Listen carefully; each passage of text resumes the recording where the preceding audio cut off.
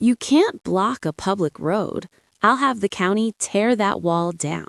That's what the HOA vice president screamed at me through a chain-link fence, 50 feet from the 8-foot-tall reinforced concrete wall I'd built across my own ranch road, after she spent 5 months driving her white Escalade through my locked gate like it was a pool noodle. Not a county road, on my ranch, on my deeded property where my Hereford cattle graze. She cracked my gate posts. She snapped my padlocks.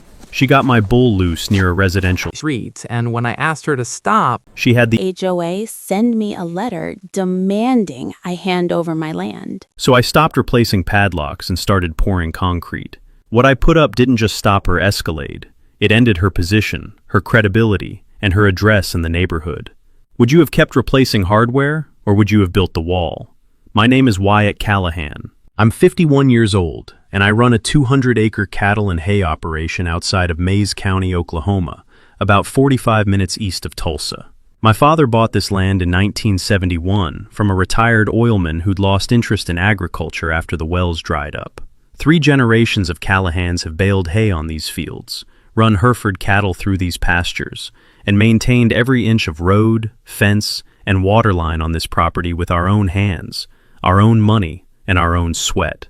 The ranch sits along the southern bank of Saline Creek, and for decades, there was nothing around us but timber, pasture, and a few other family operations spread across the hills. That changed in 2019, when a development company called Crestview Holdings bought 170 acres of old soybean fields directly to my north and built a subdivision called Timber Falls, 216 homes on quarter-acre lots with a clubhouse, a splash pad, and an HOA that regulated everything from fence color to how many seconds your garage door could stay open. The only public road into Timber Falls was a 2-lane county road called Creek Hollow Road, which wound north along the ridge before connecting to the state highway about 5 miles out. During school drop-off and afternoon commute, that road backed up for 25 minutes easy. But there was another way, a gravel ranch road that cut through the southwest corner of my property, crossed a shallow drainage ditch, and connected to a service drive that dead-ended at the back of the Timber Falls parking area near the splash pad. That ranch road was mine, deeded, surveyed, inside my fence line. I graded it myself with a box blade twice a year. I had a heavy steel tubular gate at the entrance, 14 feet wide, set between 2 cedar posts, sunk 3 feet into concrete, with a chain and padlock closure and a metal sign that read, "Private property. No trespassing." That road existed for one reason, so I could move hay wagons and cattle between my south and north pastures without driving on the county road. It had never been public. It had never been shared. It was as much mine as the front porch of my house. The HOA vice president was a woman named Donna Haverfield, late 40s, always dressed like she was heading to a real estate open house. Drove a white Cadillac Escalade that she kept so clean you could check your teeth in the bumper. She and her husband, Kevin, had moved to Timber Falls from Broken Arrow in 2020, and within 18 months, Donna had talked her way onto the HOA board and installed herself as vice president, with the relentless energy of someone who believed every neighborhood needed a manager, and that she was uniquely qualified to be it. Donna had a talent for framing her personal preferences as community priorities. If Donna wanted a new speed bump, it was a safety initiative. If Donna wanted a neighbor's basketball hoop removed, it was an aesthetic compliance issue. And if Donna wanted a shortcut through my ranch to avoid 25 minutes of traffic, well, that was an alternative access opportunity. The trouble began in March of 2022, and it didn't stop until I put up something that couldn't be argued with, driven through, or ignored. The first time it happened was a Friday afternoon in March. I was in the barn replacing a hydraulic hose on my hay rake when I heard the clang of metal on metal coming from the south gate. I walked outside and saw a white Escalade barreling down my ranch road at maybe 35 miles an hour, trailing a cloud of red Oklahoma dust. The gate was swinging wide open, the padlock dangling by one shackle, the chain twisted and hanging from the post like somebody had hit it with a truck, which, as it turned out, is exactly what had happened. I jumped in my side-by-side and followed the dust trail. By the time I reached the north end of the ranch road, the Escalade had already cut through the drainage crossing and disappeared onto the Timber Falls service drive. I could see it parked near the splash pad, gleaming white against the asphalt, not a scratch on it. My gate, on the other hand, had a bent latch plate and a padlock that would never close again. I wrote down the plate number, drove back to the house, and called the Mays County Sheriff's Office. A deputy came out the next morning, took a report, looked at the gate, and said what deputies always say. Without catching them in the act, it's your word against theirs. Get a camera. I spent the weekend asking around. A neighbor who worked part-time mowing lawns in Timber Falls told me the white Escalade belonged to the HOA vice president, Donna Haverfield, who lived on Timber Ridge Lane. I drove over Monday morning and knocked on her door. Kevin answered, pleasant enough. Called Donna, who appeared in the doorway with a phone in one hand and a smoothie in the other. I told her who I was. I told her someone in a white Escalade had driven through my locked ranch gate and crossed my pasture. I told her the gate was damaged, and I expected it not to happen again. Donna's eyes didn't change. She said, "Oh, that gravel road? Several of us have been using it on Fridays to skip the backup on Creek Hollow. Honestly, I assumed it was a county maintenance road. There's no sign or anything." There was a sign. I'd bolted it to the gate myself. It said, "Private property, no trespassing," in letters you could read from 50 yards. I told her so. She waved her smoothie like she was brushing away a fly and said, "Well, maybe consider putting up a bigger sign. Or better yet, have you thought about letting the neighborhood use it? We'd be happy to chip in for gravel. It'd be a win-win." I told her there was no win-win. The road was mine. The gate was mine. The land was mine. And if the Escalade came through again, I'd be filing more than a report. She smiled, the tight, practiced smile of someone who's already decided you're an obstacle, not a person, and said, "I'll bring it up with the board. Maybe we can formalize something." There was nothing to formalize. I went home, replaced the padlock with a heavier one, added a second chain across the gate, and ordered a cellular trail camera from a supply store in Pryor. I mounted it on a T-post 10 feet from the gate, angled to capture the full width of the road. The second incident came 12 days later, another Friday. The trail camera caught everything. The white Escalade pulled up to the gate at 4:47 p.m. It idled for maybe 5 seconds. Then it rolled forward, pushed through the gate, both chains stretching and snapping, the padlock shearing clean off the shackle, and accelerated across my pasture without slowing down. The dust trail hung in the air for 30 seconds after the vehicle disappeared. I saved the footage to my phone, to a USB drive, and to cloud storage. Then I replaced the chains and the padlock for the third time. $110 in hardware I shouldn't have needed. I wrote a certified letter to Donna Haverfield, demanding she cease all unauthorized entry onto my property and reimburse me for the cumulative gate damage. I sent it priority mail. 5 days later, I received a response. Not from Donna, but from the Timber Falls HOA, on official letterhead, signed by Donna as vice president, and co-signed by the board president, a man named Gerald Pace. The letter stated that the HOA board had reviewed the access situation and was formally requesting that I grant a public easement across my ranch road to alleviate traffic congestion and improve emergency response capability for the Timber Falls community. The letter concluded by warning that if I declined, the board would pursue all appropriate legal and governmental channels to secure community access. I stood at my kitchen table and read that letter twice. Then I set it down, picked up my phone, and called a property attorney in Pryor named Jack Hargrove. Jack Hargrove had practiced land and property law in Mays County for 28 years. He'd handled boundary disputes, mineral rights cases, timber easements, and more fence line arguments than he could count. He wore a Stetson to court and kept a copy of the Oklahoma statutes on a shelf next to a signed Merle Haggard album. I'd used him for a fence line survey dispute in 2017 and trusted his judgment absolutely. I met him at his office the next morning with the HOA letter, the certified letter I'd sent to Donna, the sheriff's report, and the trail camera footage loaded on my phone.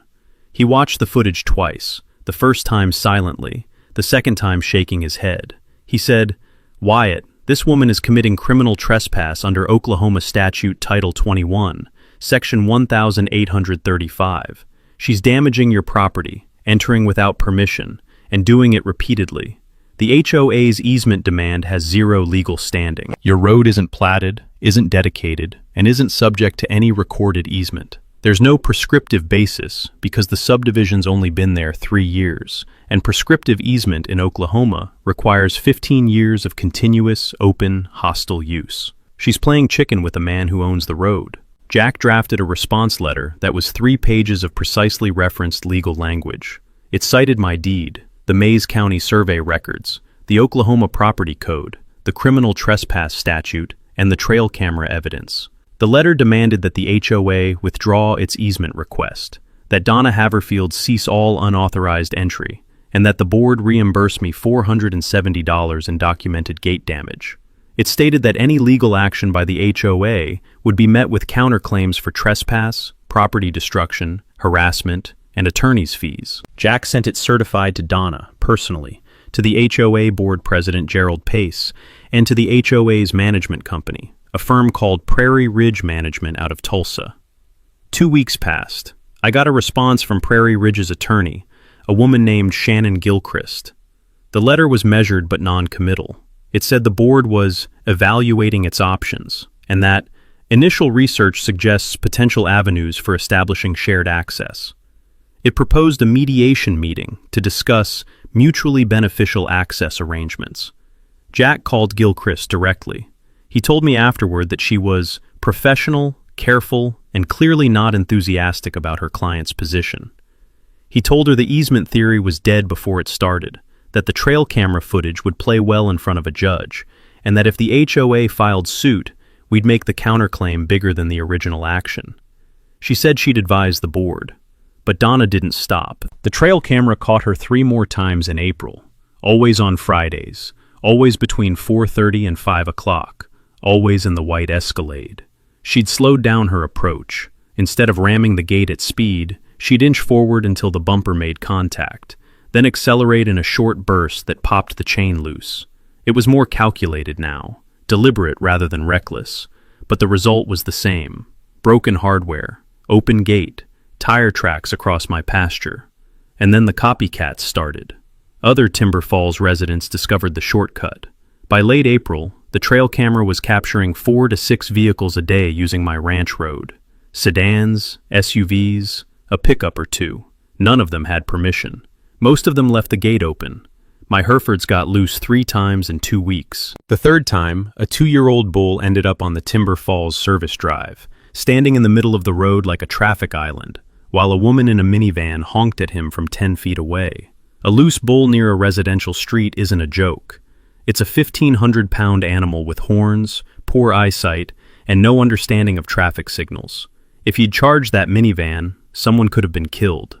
My cattle insurance agent called me that week and said, "Wyatt, if one of your animals hurts someone because that gate keeps getting opened, the liability is going to land on you. You need to shut that road down permanently." He was right. Replacing chains and padlocks every week was like putting Band-Aids on a broken dam. I needed something final, something that no Escalade, no SUV, and no amount of HOA letterhead could push through. I needed a wall. I spent the first 3 weeks of May planning. Not the kind of planning you do over coffee, the kind where you sit at your desk with a property survey, a legal pad, and a stack of building codes thick enough to stop a door. First, I pulled my original deed from the Mays County Clerk's office and had Jack Hargrove verify it against the most recent survey, which had been done in 2017 during the fence line dispute. My property boundary was crisp and unambiguous. The ranch road ran entirely within my deeded acreage, from the south gate all the way to the drainage crossing. There was no easement, no utility, no access, no drainage, nothing. The Mays County Assessor's records confirm the road as a private agricultural improvement, taxed as part of my ranch parcel. Second, I reviewed the county road records and the Timber Falls subdivision plat. Creek Hollow Road was county maintained. The service drive at the back of Timber Falls was a private road built by Crestview Holdings and maintained by the HOA under their plat agreement. But nothing in the plat referenced my land. Nothing in the county records showed any connection between the subdivision's internal roads and my ranch road. The 2 properties were as legally separate as 2 countries divided by a river. Third, I called the Mays County Building Inspector's office. I spoke with a man named Hal Prescott, who'd been reviewing permits in the county for over 20 years. I told him I wanted to build a reinforced masonry wall across the entrance of my ranch road, entirely within my property line. He asked for dimensions. I said 20 feet wide, 8 feet tall, 12-inch reinforced concrete block on a continuous footing below frost line. He paused and said, "That's a serious structure." I said, "That's the point." He told me I'd need a structural engineer's stamp, a site plan, and a setback verification. He said if everything was on my property and met code, the permit was straightforward. Fourth, I called my brother-in-law, Travis Murdoch. Travis ran a masonry and concrete business out of Wagner that had been building retaining walls, foundations, and commercial structures across eastern Oklahoma for 15 years. I told him what I needed. He said, "You want a wall across a road?" I said, "I want a wall that a Cadillac Escalade can't push through, climb over, or negotiate around." He said, "Sounds like you've got a neighbor problem." I said, "I've got a solution. I just need someone to pour it." Travis drove out to the ranch on a Saturday and walked the site. The ranch road was about 20 feet wide, where it met the south property line. He recommended a wall spanning the full width, 20 feet, with 2-foot extensions on each side, anchoring into my existing fence. 8 feet tall, 12-inch CMU blocks, every core filled with rebar and concrete, on a footing 3 feet deep and 2 feet wide. He estimated the finished weight at about 24,000 pounds. I asked the cost. He said $9,200, including materials, labor, and equipment rental. I asked the timeline. He said 3 days for footing, 2 days for block work, 1 day for finishing and cap. I said, "Start as soon as the permit clears." I hired a structural engineer in Tulsa named Rebecca Winters, who drew up the plans, stamped the specs, and submitted them to the county. The permit was approved in 8 business days. Hal Prescott called me to say it was ready. He said, "Mr. Callahan, I've processed a lot of permits, but this is the first wall designed specifically to stop an HOA." I told him it was designed to protect my livestock. He said, "Of course it is," and I could hear the grin. Before construction started, I had one more piece of business. I drove to the Mays County Sheriff's Office and filed a formal criminal trespass complaint against Donna Haverfield. I brought every trail camera clip, 18 recordings in total, each time-stamped and backed up on 2 drives, the certified letters, the gate damage photos, and the sheriff's initial report. The deputy who took the complaint reviewed the footage and said, "Mr. Callahan, this is solid evidence, but the DA will want to see a pattern, and you've got one." He gave me a case file number and told me to keep documenting. The construction date was set for the first week of June. Travis ordered materials. I arranged for my neighbor Bud to handle the cattle for a week. Everything was locked in. The wall went up on a Monday. Travis arrived at dawn with a crew of 5, a concrete pump truck, a flatbed stacked with CMU blocks, and enough rebar to reinforce a parking garage. They'd poured the footing the previous Wednesday, 3 feet deep, 2 feet wide, running the full 20 feet plus extensions, and it had cured over the weekend under the Oklahoma sun, hard as limestone. Block work started at 7. Travis's crew moved with the rhythm of men who'd been laying masonry their whole working lives. They set the first course on a thick mortar bed, checked level and plumb on every unit, and filled each core with rebar and concrete as they progressed. By lunchtime, the wall was 4 feet tall. By late afternoon, it was past 6 feet. They quit at dark, tarped the top course, and came back Tuesday to finish. By Tuesday at 2 o'clock, the wall was done. 8 feet tall, 20 feet wide, 12-inch reinforced CMU, every core filled solid, topped with a poured concrete cap that gave the structure a clean, deliberate edge. Travis had applied a light broom finish to the face, nothing decorative, just enough texture to show the wall was intentional, engineered, and permanent. The mortar joints were tight and consistent, running in clean horizontal lines across the gray face like ruled paper. I'd had Travis build a 3-foot-wide pedestrian passage on the right end, fitted with a heavy steel door and a commercial-grade deadbolt. The opening was big enough for a person on foot or a four-wheeler, but too narrow for any standard vehicle. I kept both keys, one on my ranch ring, one in the safe at the house.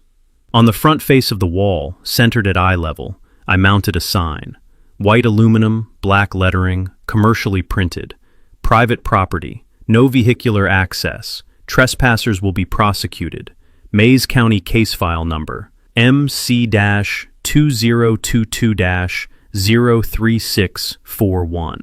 That case file number was real. Jack Hargrove had suggested putting it on the sign. He said, "Nothing makes an HOA board member reconsider their life choices faster than a real law enforcement file number staring back at them from a concrete wall." Travis stepped back and surveyed the finished structure. He crossed his arms, tilted his head, and said, "Wyatt, I've built retaining walls for highway overpasses that weren't this solid. Nobody's driving through that." I shook his hand, wrote him a check, and watched him pull away in a cloud of June dust. That evening, I sat on the tailgate of my truck 50 feet from the wall and drank a beer. 24,000 pounds of reinforced masonry stood between my cattle pasture and the world that had been trying to drive through it. The wall didn't negotiate. It didn't swing open. It didn't care about traffic congestion or community pathways or laminated spreadsheets. It just stood there, 8 feet tall and absolutely certain of itself. And for the first time in 3 months, so did I. The wall was built, but I knew Donna Haverfield wasn't the kind of person who accepted a concrete answer, literally or figuratively.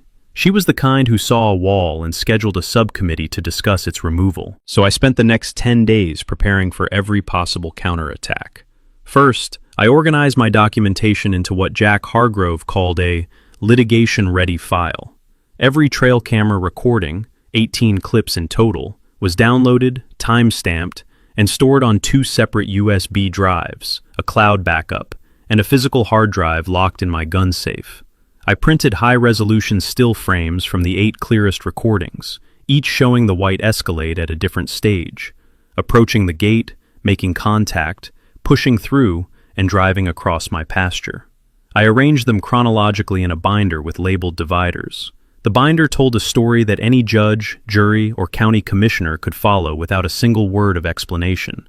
Second, I compiled a complete financial ledger, padlock and chain replacements, 5 sets totaling $190, gatepost repairs, $280 in materials, and a full day of labor, trail camera and cellular plan, $240, structural engineering fee, $1,100, building permit, $275, wall construction, $9,200, Jack Hargrove's legal fees to date, $4,100, total cost of defending my own property from one woman's Friday shortcut, $15,385. I typed it into a spreadsheet, printed it, and added it to the binder. Third, I prepared what Jack called the neighborhood letter. It was addressed to every homeowner in Timber Falls, all 216 addresses. The letter was calm, factual, and precise. It identified me as the owner of the adjacent ranch, explained that my private road had been used without permission for months, stated that the HOA vice president had personally damaged my gate on repeated occasions, noted the criminal trespass complaint on file, and explained that the wall had been constructed to prevent further unauthorized access and protect my livestock. I included 3 photographs: the broken gate, a trail camera still of the Escalade mid-impact, and the completed wall. The letter ended with one sentence: "I have no quarrel with the residents of Timber Falls. My quarrel is with the person who decided my land was her shortcut." I printed 220 copies. I didn't mail them. Not yet. I'd learned that timing matters more than firepower. Hold your ammunition until the target gives you a reason to use it. Fourth, I called my insurance agent and had the wall documented as a permanent ranch improvement. He updated my agricultural property rider and classified the wall as a livestock security and boundary structure. That classification was deliberate. If Donna or the HOA tried to argue the wall was punitive or retaliatory, my insurance records would show it was a safety installation with a legitimate agricultural purpose. Fifth, I installed 3 additional trail cameras, 2 on the wall itself, angled in opposite directions, and 1 on a post near the drainage crossing to capture anyone approaching from the Timber Falls side. I also mounted a motion-activated LED floodlight on a pole near the pedestrian gate. Everything had cellular connectivity and cloud backup. If anyone so much as leaned against that wall, I'd have video of it on my phone within seconds. Sixth, I talked to Bud Olson, my neighbor to the west. Bud had farmed 160 acres in Mays County since the Carter administration, and had watched the Timber Falls development go up with the same enthusiasm most farmers reserve for hailstorms. He'd had his own run-ins with subdivision residents. Someone had left his cattle gate open twice in the fall of 2021, and he was fully on my side. He agreed to serve as a witness if anything went to court, and said he'd keep an eye on my south fence line when I wasn't around. Finally, I sat down with Jack and mapped out the legal chessboard. Jack identified 3 moves the HOA might make. 1. File for a prescriptive easement, which would fail immediately because Oklahoma requires 15 years of open, continuous, hostile use, and the subdivision was 3 years old. 2. Petition the county to condemn a right-of-way across my property, which would require proof of public necessity and just compensation, and the county had no appetite for condemning a working ranch for a subdivision's convenience. 3. Sue me for nuisance, claiming the wall disrupted established traffic patterns, which Jack called legally imaginative and factually absurd, because you can't claim nuisance over losing access you never legally had. I left his office feeling something I hadn't felt since March: steady. Not the steadiness of resignation, the steadiness of a man standing behind a 24,000-pound wall, with a binder full of evidence and an attorney who knew the law cold. The wall had been standing for 11 days when Donna made her first move. I was mending fence along the east pasture when my phone buzzed with a trail camera alert. I opened the app and watched live. Donna's white Escalade was parked about 20 feet from the wall, engine running. She was standing in front of the wall with her phone raised, taking photos of the wall, the sign, the pedestrian gate, the cameras. She walked the full width of the structure, touching the surface at 2 points, like she was testing whether it was actually solid. Then she walked back to the Escalade, got in, and sat there for nearly 4 minutes before driving away. 72 hours later, I received a certified letter from the Timber Falls HOA. It was 4 pages, printed on HOA letterhead, signed by Donna Haverfield as vice president, and co-signed by Gerald Pace as board president. The letter made 5 demands. First, it demanded I remove the wall within 45 days, calling it an unauthorized and hostile obstruction of a recognized community thoroughfare. Second, it demanded I restore the ranch road to its prior accessible condition. Third, it claimed the HOA had engaged a licensed surveyor to investigate the precise boundary delineation in the area of the disputed access point. Fourth, it stated the HOA was consulting with traffic safety engineers regarding the impact of the road closure on emergency vehicle response times. Fifth, it warned that failure to comply would result in the HOA pursuing all legal remedies available, including but not limited to injunctive relief, damages, and petition for condemnation. I called Jack. He read the letter over the phone. When he finished, he was quiet for 3 seconds, then said, "Wyatt, this letter cites exactly 0 statutes, 0 case law, and 0 legal authority for any of these demands. It references a recognized community thoroughfare. There is no such legal concept in Oklahoma property law. It threatens condemnation without any standing to initiate condemnation proceedings, which in Oklahoma can only be brought by a governmental entity or a utility with eminent domain authority. An HOA cannot condemn private land. This isn't a legal document. It's a wish list with a signature." Jack drafted a 4-page response. It cited my deed with recording number, the Mays County survey, the building permit for the wall, the Oklahoma statutory provisions on boundary structures and agricultural fencing, the criminal trespass complaint and case file number, and 18 trail camera recordings documenting unauthorized vehicular entry by the HOA vice president. The letter concluded by stating that any legal action would trigger counterclaims for trespass, property damage, harassment, intentional interference with agricultural operations, and attorney's fees. It also noted that all trail camera evidence had been preserved and was available to the Mays County District Attorney upon request. Jack added one more line at the end, a line he said he reserved for cases where the other side was operating on pure delusion. The line read, "We invite the board to consult independent legal counsel before committing further resources to a position that is without factual or legal foundation."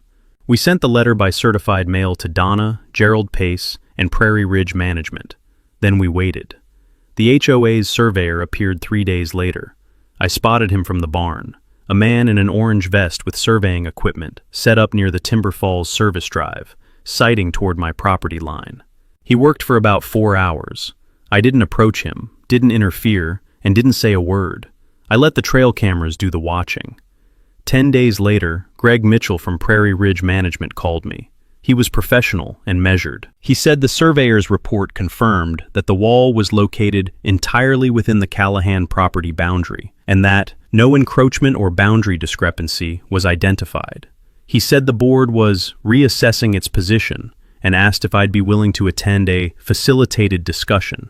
I told him I'd attend a facilitated discussion when the HOA reimbursed me for the gate damage, when Donna Haverfield acknowledged in writing that my road was private property, and when the board withdrew its demand letter. Greg was silent for a moment, then said, "I understand, Mr. Callahan. I'll communicate your position." That night, I walked out to the wall in the dark. The floodlight kicked on as I approached, throwing a cone of white light across the concrete face.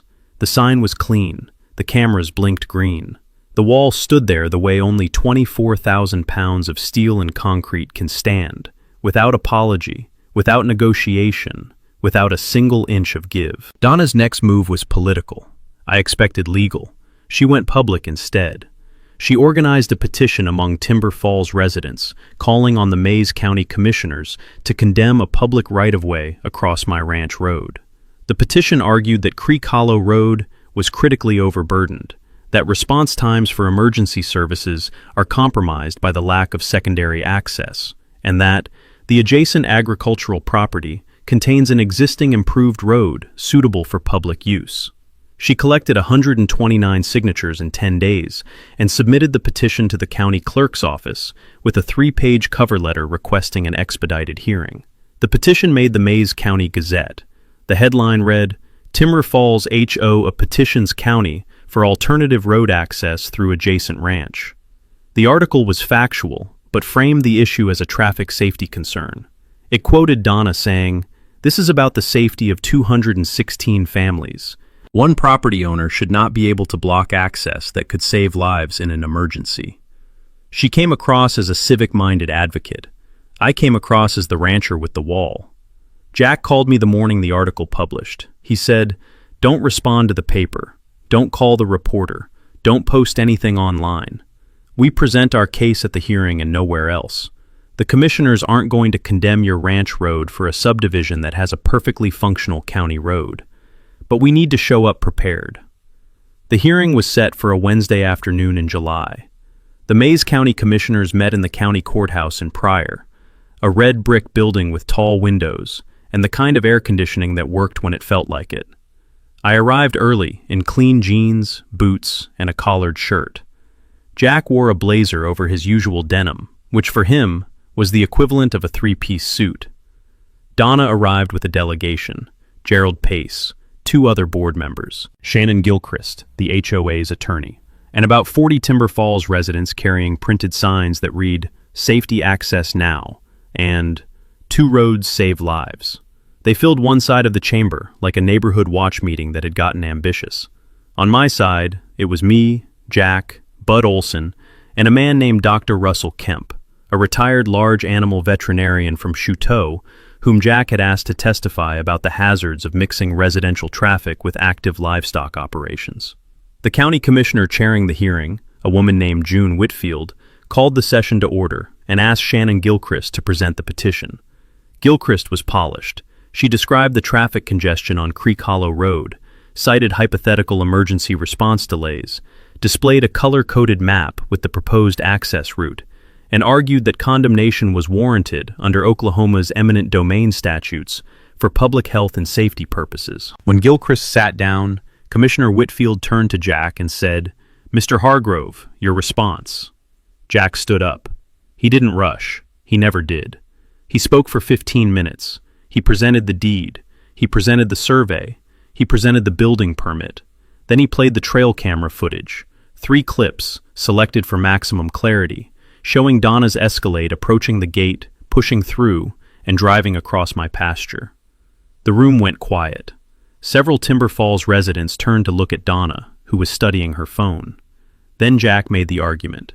He said, "Commissioner Whitfield, This is not a public safety petition.